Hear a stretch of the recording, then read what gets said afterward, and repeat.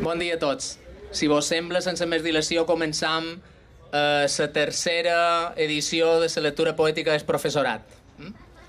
Començarem amb dos alumnes en representació del Departament de Francès, na Clàudia i na Maria. Endavant. Bé, vos llegiran dos poemes d'en Jacques Prévert, que va ser un poeta i escenarista francès, que va néixer el 1900 i va morir el 1977.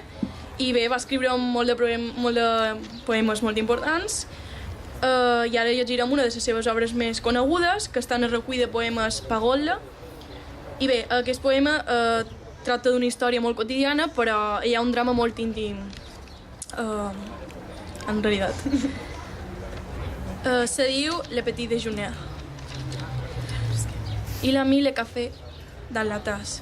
Il a mis le lait dans les tasses de café. Il a mis le sucre dans le café au lait. Et il a reposé la tasse, sans me parler. Il a allumé une cigarette. Il a fait des rondes avec la fumée. Il a mis les cendres dans l'incendiaire. Sans me parler, sans me regarder, il s'est levé. Il a mis son chapeau sur sa tête. Il a mis son manteau de pluie, parce qu'il pleuvait. Et il est parti, sous la pluie, sans une parole, sans me regarder. Et moi, j'ai pris ma tête dans ma main, et j'ai pleuré.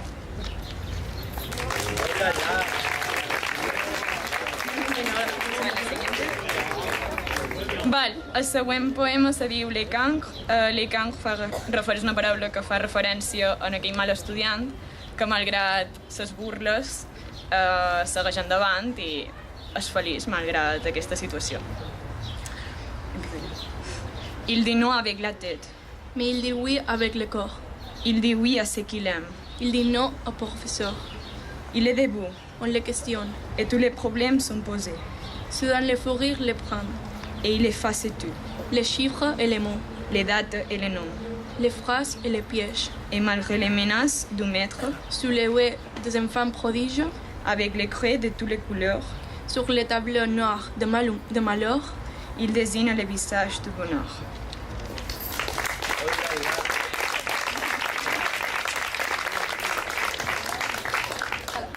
Gràcies. A continuació, una Marga Coll. Bon dia a tothom. Jo el poema que he triat per recitar avui és M'esté d'amor, d'en Joan Salvà Papaseit, i bé, l'he triat perquè m'agrada, perquè pens que mos fa pensar que les coses més simples, més bones de fer, són aquelles que mos acosten un poc més cap a la felicitat. Si en saps el ple, no estalvies el bes, que el goig de mà no comporta mesura. Deixa't besar i tu besa després, que és en els llavis que l'amor perdura. No besis no, com l'esclau i el creient, més convenant a la font regalada. Deixa't besar, sacrifici fervent, com més roent, més fidel la besada. Gràcies. Ara li toquen en Jaume Perelló.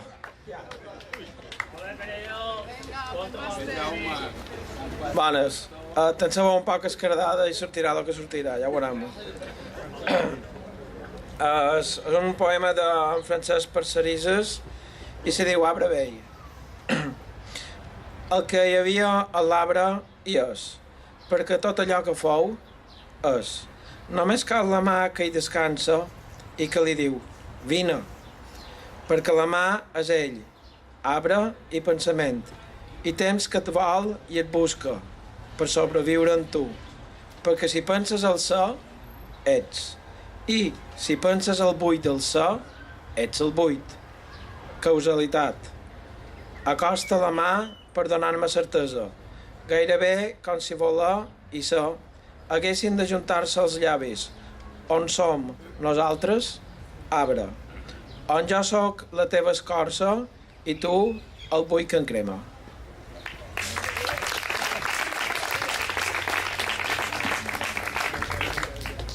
I ara en Toni Tornero amb un conjunt de poemes titulat Coses d'en Tornero.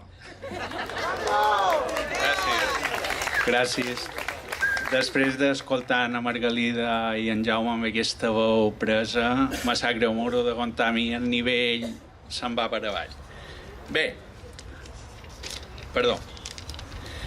Avui, dimecres de 7 d'abril de 2019, és un dia únic, irrepetible, que no tornarà a ser mai més. Gaudiu-ne, no tornarà. Com aquest poema que escoltau per primera i darrera vegada. És per vosaltres, és per a vosaltres, i només per avui. Gaudiu-ne perquè se'n va. Gràcies. Perdó. I ara un altre. Massacre. Bé, aquest ja fa estona que el vaig escriure i no el podré destruir. Se titula Malnat. El malnat renega de la seva terra. Escup a la porta dels seus veïnats, els mateixos que renten desencantats la merda que al portal el porc i els hi aferra. No content, decideix declarar-lo la guerra i amagar la indecència dels seus pecats. Així enganya innocents i despistats que militen per la dreta i per l'esquerra. Arribarà el dia en què el porc caurà en mans del matancer, amic de la infància.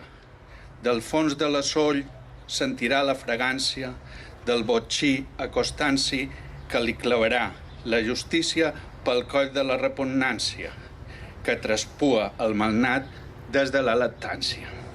Gràcies. I a continuació,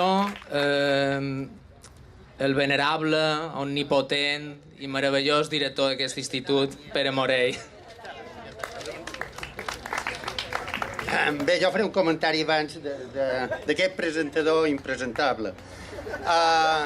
Jo he llegit un poema de Joan Margarit, del seu llibre Amores Donde, i es titula Llibertat, que no mos falti mai. Diu així: la llibertat és la raó de viure, dèiem, somiadors, d'estudiants.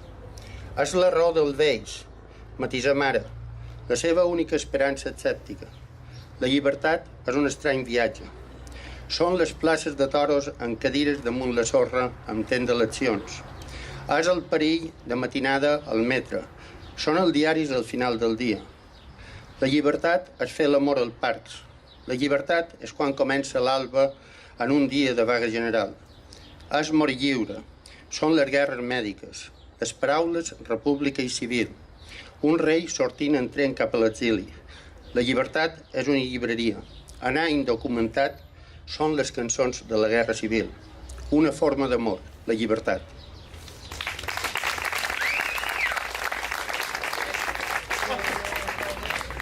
Disculpau, ara els membres del Departament de Llengua i Literatura Catalana, els insignes membres, aquests letrilles, donaran el premi en el concurs literari d'aquest any de conte, poesia, novel·la, certamen poètic. Per tant, no serà ni conte ni novel·la, serà poesia.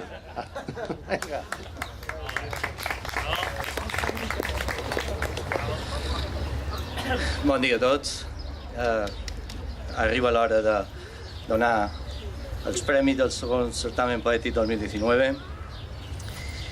Bueno, el jurado, compuesto por el Departamento de Lengua Castellana y Literatura, acuerda, en primer lugar, dejar desierto el primer premio, dado que se ha considerado que las obras presentadas al certamen no alcanzan la calidad de este galardón primer premio. Pero otorga 2 segundos premios a los siguientes trabajos.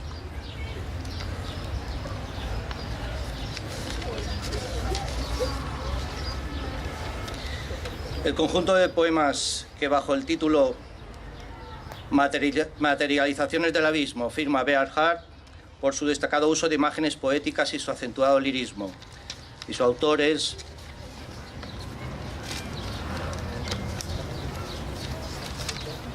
Bernardo Van Benbelén Motos.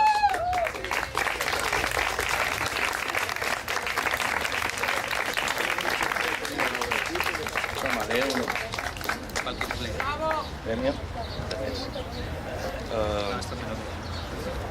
El que quieras.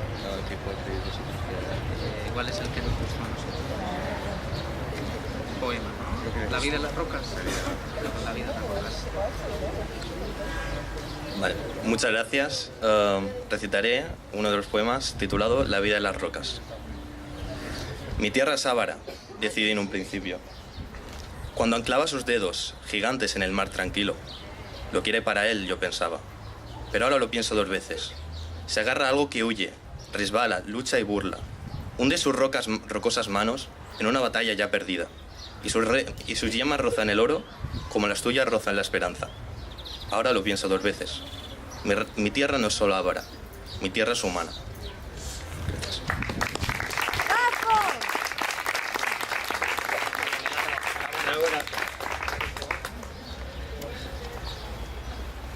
Y el siguiente segundo premio al poema titulado 1000 maneras, que firma KJ, por el entusiasmo mostrado, su pasión creativa y el ritmo juvenil de dicho poema.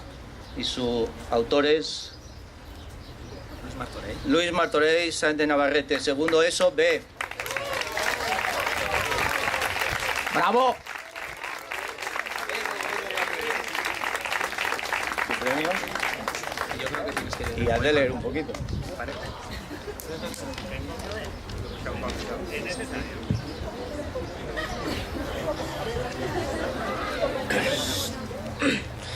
Yo a este poema lo he titulado como 1000 maneras.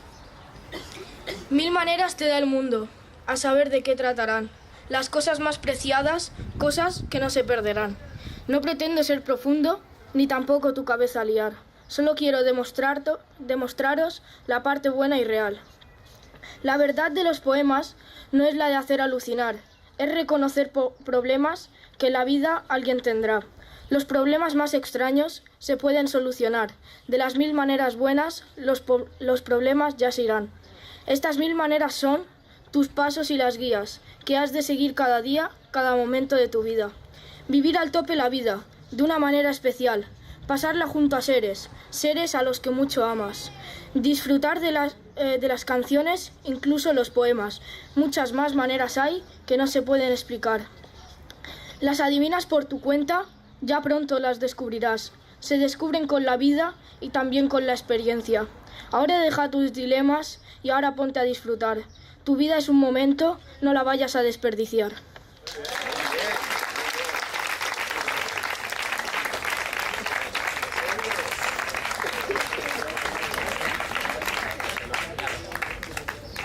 Bé, seguim amb la lectura de professorat.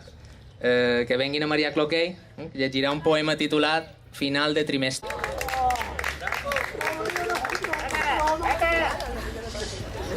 Bon dia a tothom. Bé, jo llegiré un poema que l'ha escrit una persona que tothom li diu Jordi Artiller. Jo tinc la sort de dir-li mon pare. Se titula Final de trimestre són pacs. Arribam d'aquest trimestre al capcimal i venen les vacances, quin delit, on comença el curs amb el neguit d'assolir amb esforç un bon final. La feina no ens espanta ni de prop, encaram la tasca amb responsabilitat i amb tot aquest bagatge esperam de l'alumnat, aprenentatge, confiança i empatia, tot de cop. I en què trobem prou esculls a la travessia, ens esperona la llengua i el compromís per fer entre tots un model de país del que ens sentim obligats a fer-ne pedagogia. Quan veiem que hi ha tants d'empresonats, que són reus d'una causa prou noble, persones que defensen un poble que un moment o altre els ha votats, no tenen causa per estar tancats, només un judici de fira, un tribunal que la corda estira aconseguint que s'obrin les dignitats. Amunt ànima forta, ens diu la poesia de l'admirat Costell Llobera Pollencí. El sistema és bo o dolent, ves qui ho diria. Posem proa a la meta, però l'important és el camí. Salut i bones vacances. Bé, i a continuació un professor d'FP, de Tecnologia, ens llegirà un poema d'en Clavo Vilac, titulat Profissau de fe. En Yaciel Gómez, por favor.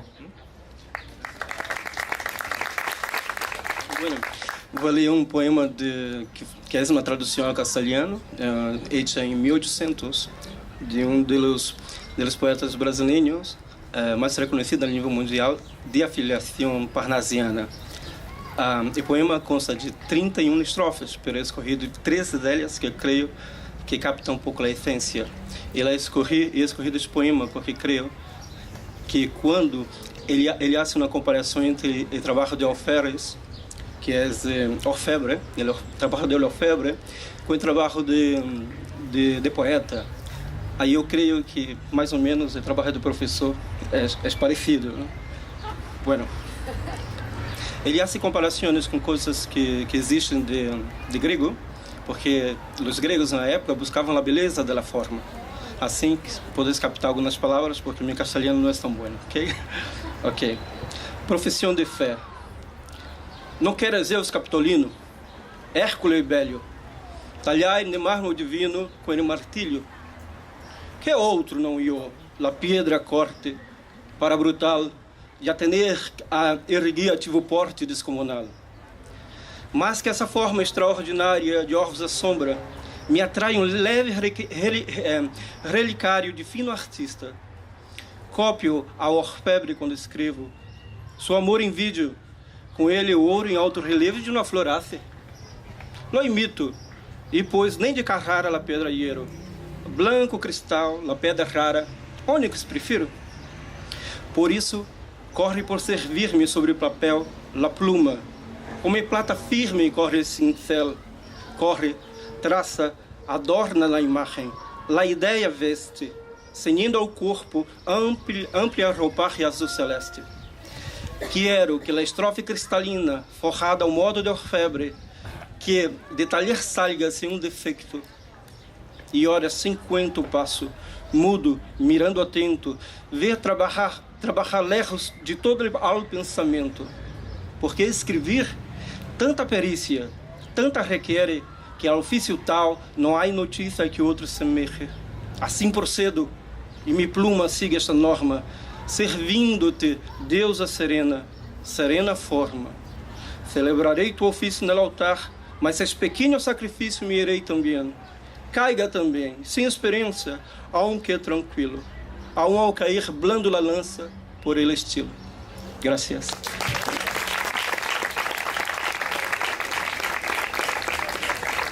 Ara li toca, es torna en el departament d'anglès, que llegiran un poema titulat A Teacher's Lament.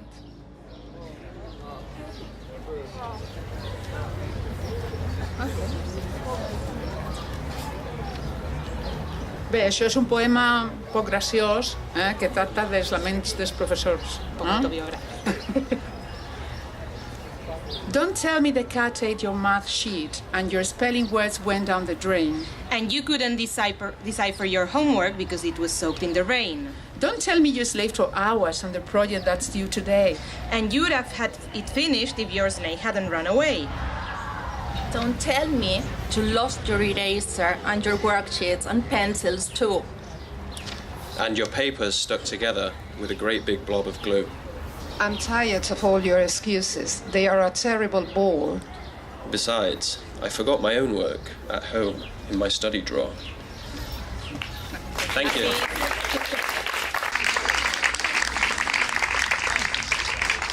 A continuació, Antoni Orell, amb un poema titulat No passareu.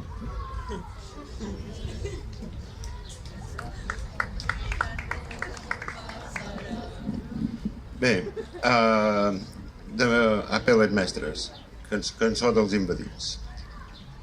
No passareu, i si passau, serà damunt d'un clap de senra. Les nostres vides les prendreu. Nostre esperit no l'heu de prendre, més no serà. Per més que feu, no passareu. No passareu, i si passau, quan tots haurem deixat de viure, sabreu de sobres a quin preu s'abat un pobre digne i lliure, més no serà, per més que feu, no passareu. No passareu, i si passau, decidiran com era la història. Entre el sajó que acaba en clau, el just qui mor D'aquí és la glòria, per més que feu, no passareu. A sang i foc avançareu, de fortalesa a fortalesa. Però què hi fa?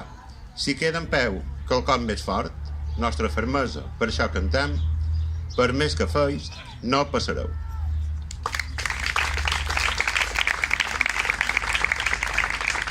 I ara li toquen en Gaspar Josep amb metapoesia. Mate poesia.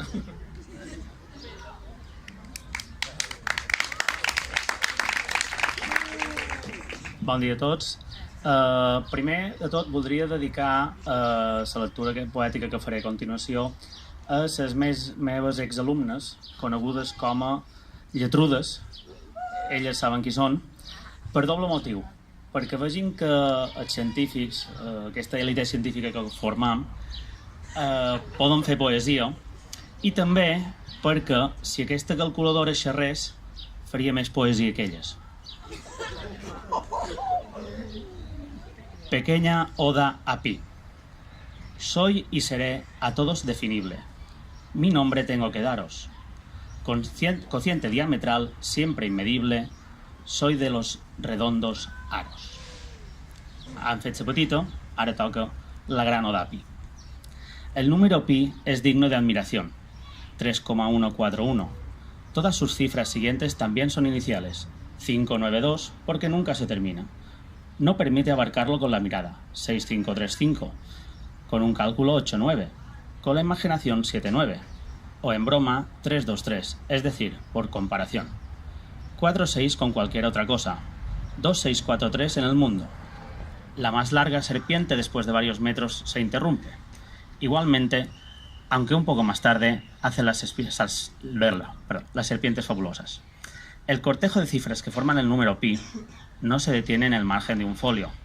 Es capaz de prolongarse por la mesa a través del aire, a través del muro, de una hoja, del nido de un pájaro, de las nubes, directamente al cielo, a través del total hinchazón e inmensidad del mismo cielo.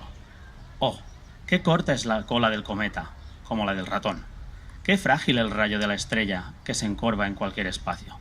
Pero aquí, 2315-390, mi número de teléfono, la talla de tu camisa, año 1973, sexto piso, número de habitantes 75 décimos, la medida de la cadera, 2 dedos de la charanda y el código, en la que mi ruiseñor vuela y canta, y pide un comportamiento tranquilo. También transcurre la tierra y el cielo, pero no el número pi. Este no. Él es todavía un buen 5.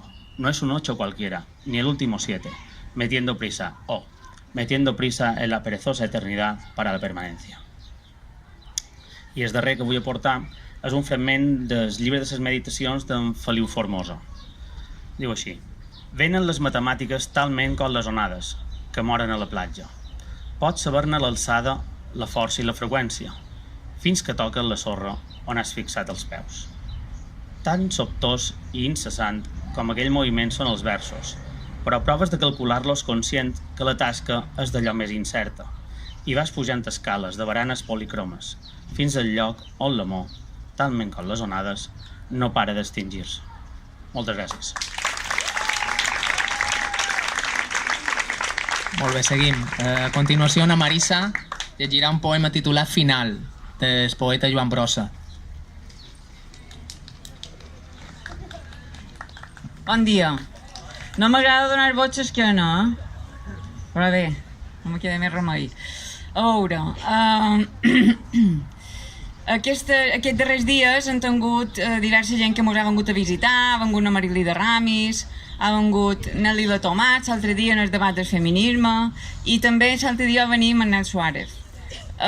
Jo crec que els assistents en aquesta darrera conferència van quedar escarrufats de lo que havia passat durant la Guerra Civil, no? Hi ha hagut molt de silenci al respecte. I també lligant amb una cosa que vos volia dir de feminisme, a mi el cap se me'n va moltes vegades, se me dispara cap a tots els fronts que me defineixen com a Marisa Sardó. I un dels fronts és aquest del feminisme. Vaig sentir un dia a la ràdio que algú deia que dins el feminisme i el masclisme i hi havia una funció social, és a dir, tots nosaltres podem fer coses per aturar els peus dels masclistes. I quina és aquesta cosa que hem de fer com a ciutadans? I doncs senzillament quan sentim un comentari masclista de qualcú que ho és, no riure, i fins i tot denunciar-lo si és possible, no? I doncs en el pla de... és a dir, traslladat això en la conferència de Manel Suárez, el responsable de tant de milions de morts, tothom sap qui és. Va ser una persona, però també un govern, i després 40 anys de dictadura. Jo crec que no mos hem de retre, és a dir, no hem de deixar de denunciar que allò va ser un cop d'estat, va ser un genocidi, i Manel Suárez ho va deixar molt clar amb moltes dades que ens va donar, dades que són totalment objectives. Bé, doncs jo estic aquí per denunciar, ja sabeu que m'agrada molt a mi això. I com que sé que, hem explicat Joan Brossa, en un grup, en l'altre no he tingut temps encara, però se diu Final. És un poema d'en Joan Brossa, com ha dit. En Joan Brossa és conegut pels poemes visuals, per la poesia visual, pels poemes objectes, però després té una part més reivindicativa. I jo he triat aquest poema que ho és. Se diu Final. Havies d'haver fet un altre fi. Et mereixies, hipòcrita, un mur o un altre clos. La teva dictadura, la teva puta vida d'assassí. Quin incendi de sang, podrit botxí. Prou t'havia d'haver estovat la dura fosca dels pobles, donat a tortura, penjat d'un arbre al fons d'algun camí. Rata de la més mala delinqüència, t'esqueia una altra mort amb violència.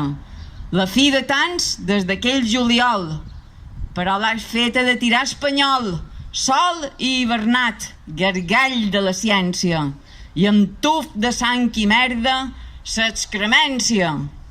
Glòria del bunyol, ha mort el dictador més vell d'Europa. Una abraçada, amor i alçant la copa. Joan Brossa. Se m'ha oblidat de dir una cosa. Va escriure aquest poema el dia que se va morir. Per tant, estava content ell, per això alça la copa, no per lo contrari. I ara continuem amb Caterina Bibiloni, que llegirà un poema de na Marta Pessarrodona. Hola.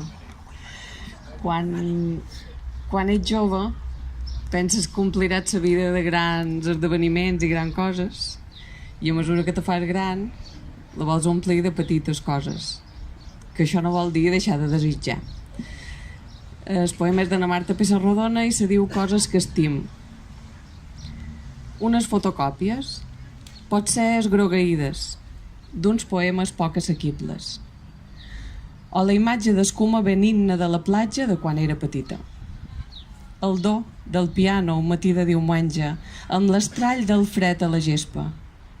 O la tabió de la llum de maig i la tendresa d'una primavera incerta. El meu plor per la mort d'un estel, anònim, perquè la nit m'hi convida. I les imatges de l'amor, ni perdut ni finit, fent-me companyia. La lluita per una causa, sens dubte justa i digna, i tot l'escalf de la mà sabuda perduda en mi i sense massa guia. La mirada humida de la ballarina i la seva sobtada alegria. I les coses que no sé. I tots els desigs que tindré un dia. Gràcies.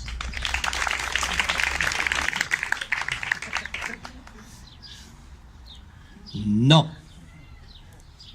No, no, no. No. No, no, no, no, no. No, no, no, no. No. No, no. No.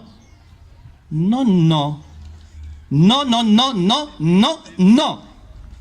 No. Sí. No. Sí. No. Sí. No. Sí. No. No. No. Sí. No. Sí. No. Sí. no, sí, no, sí, no, sí, no, sí, no, sí, no, sí, no!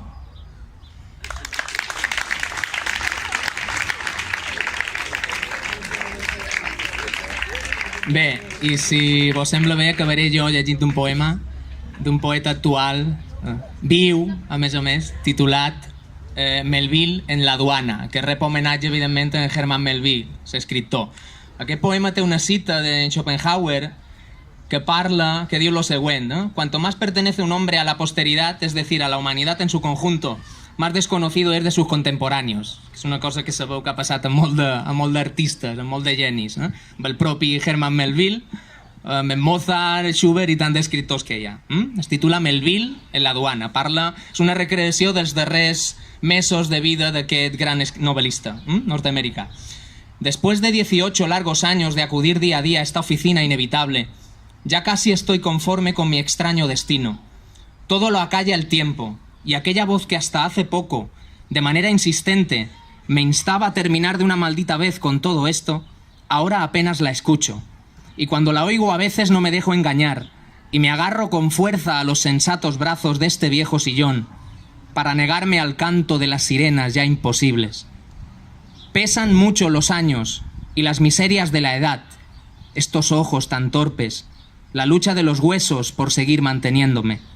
Dictan a mis ruinas el horror de su ley. Aunque alguna vez sienta en días como este, por ejemplo, no sé por qué, puede ser que hoy se deba a la influencia del otoño magnífico que desnuda los parques de esta ciudad terrible. Una acrecida repugnancia por mi aburrido empleo y la tristeza de sus símbolos, las oscuras maderas de este despacho, el polvo que cubre los absurdos papeles archivados, las desvaídas manchas de tinta que los años dejaran caer en el paisaje inhóspito de mi vieja carpeta. Y paso largos ratos abstraído, pensando con envidia en la silenciosa lucidez del pobre Barleby. O también en los días espléndidos de mi lejana juventud, aquellos años libres, también desesperados, en que me hice a la mar para poner remedio a mis males de entonces. Esas turbias ideas que me hacían contemplar con evidente agrado la imagen del suicida, de la bala en mi sien. Ahora sé que esos años fueron, tal vez, los únicos en que viví de veras, con la locura y el coraje de un ser libre y divino. Y lo demás ha sido muerte, o vida recordada. Esa otra forma, más triste de ir muriendo, pues el recuerdo de la dicha, de la vejez, nunca es la dicha misma, sino la elegía de una desposesión. Y todos esos libros que escribí con dolor no son más que cenizas de aquel fuego intensísimo, los restos de un naufragio de mi insensata mocedad. Por eso a veces me pregunto si mereció la pena el empeño que puse en mi carrera de escritor, en ese desolado oficio al que entregué la década más triste de mi vida, y que después abandoné, no porque mi fracaso así lo aconsejara, puesto que siempre quise hacer precisamente esos libros de los cuales la estupidez contemporánea, con suficiencia obtusa, dice que han fracasado, sino porque el oscuro territorio que un día me propuse explorar hasta el fin allí se terminaba. Y es aburrido vivir más de una vez una misma aventura. Hace ya mucho tiempo que nada he publicado, y solo en ocasiones, cuando siento necesidad de hablar conmigo mismo, tomo la pluma y escribo algunos versos, a nadie destinados, pero que a mí me sirven para no estar tan solo en los helados páramos de la vejez. En ellos y en algunos libros que amé y que amo, sobre todo en las obras de William Shakespeare, tan solo comparables a la hermosura infinita de las azules aguas que navegué en mi juventud, hallo la compañía que casi nunca tuve. Y así, serenamente, van pasando los días que sin pausa me acercan al silencio y a la paz de la esperada sombra. Gràcies a tots per aquesta lectura magnífica.